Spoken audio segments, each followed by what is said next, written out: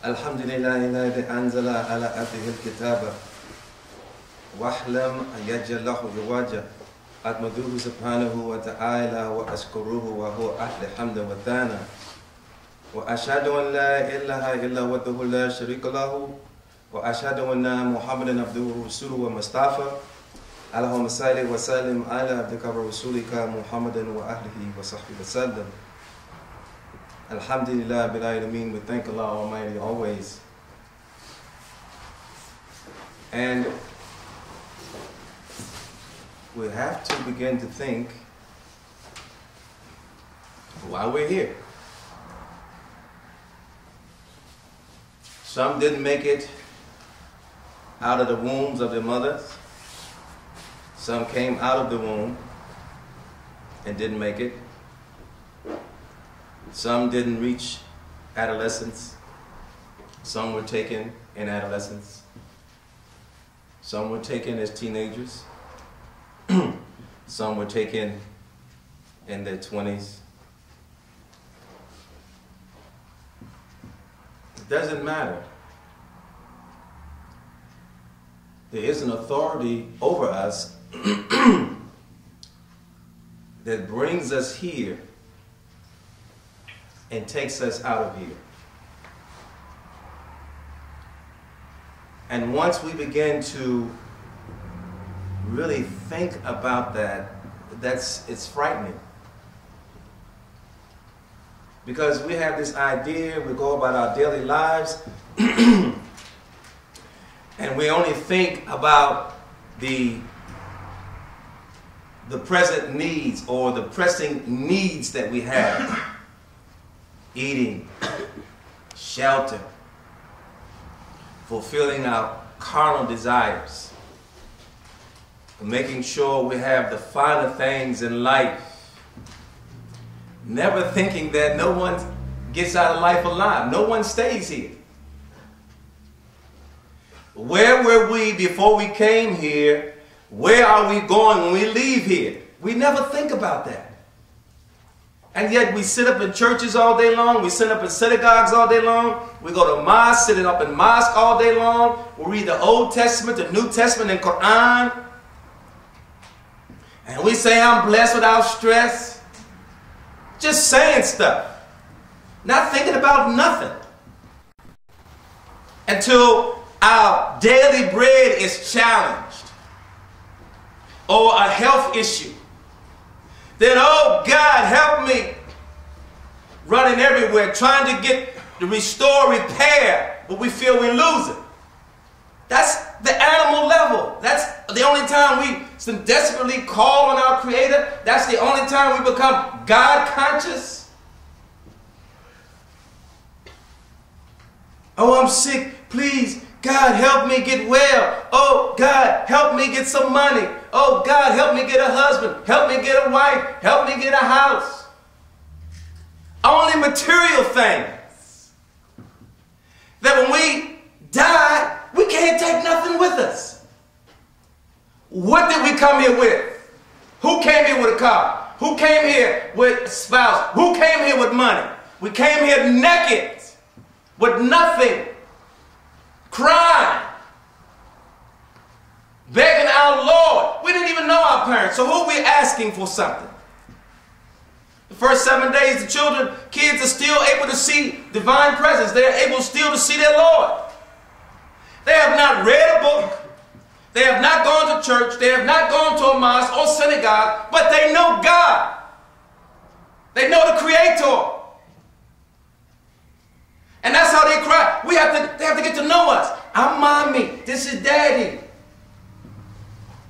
This is so-and-so. This is uncle so-and-so. This is aunt so-and-so. They don't even know us. We don't know nobody when we come here. All this is a learned behavior. A learned behavior of desiring things. And religion now, and God is only a means of helping us to get the material things so we can be happy for a minute. We don't even have a clue. We don't have a clue. We think we can read up on it and get it out of books. We think we can get in a lecture. We think we can go and sit in a mosque or church or synagogue or temple. By osmosis, we get it. There is something about us that we don't even understand. We don't have a clue. Why are we even here? If you even think about the fact that, wait a minute, I know that of all the sperm cells that emitted from my father, I was the one that the Creator directed to the womb of my mother to be here. Why? First question, why?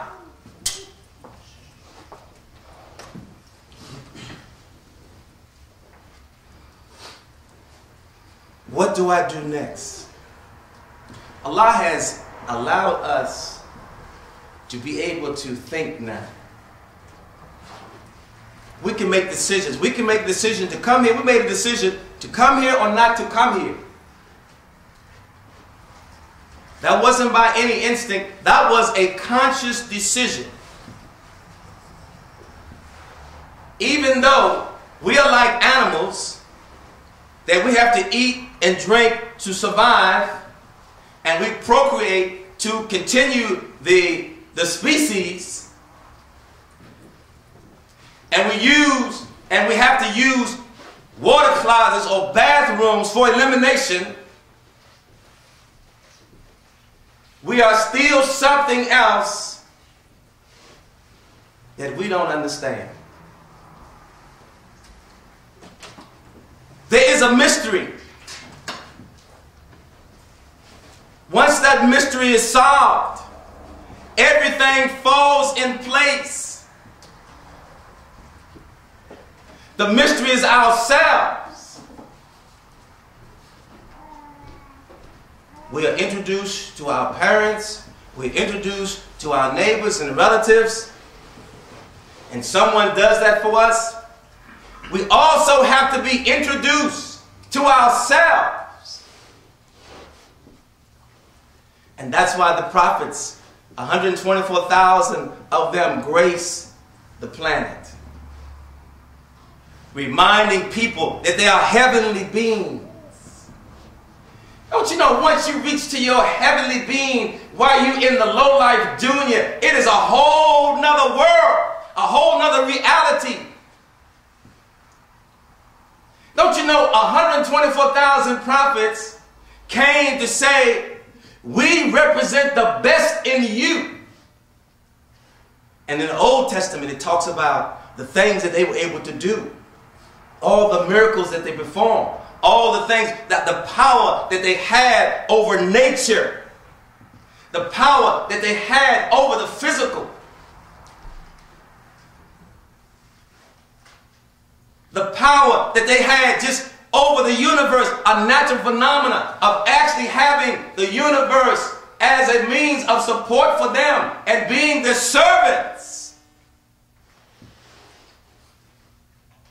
How and when did we lose that power? It's just like somebody giving us an inheritance of $1 trillion. And a few years later, we on the street begging for pennies. How did we lose that money? Someone must have cheated us. Someone must have disrespected us. We've been robbed. Somebody robbed us. What has happened? What is it that we don't know? Whereas we cannot guard and protect ourselves. Why have we lost that? We're just out in a wilderness to be devoured by the wolves of the world. End up in prisons, end up in institutions, end up in premature graves, end up in poverty, end up in prostitution, end up as drug abusers, alcohol abusers, physical abusers, losers. When we are the crown of creation, what has happened to us?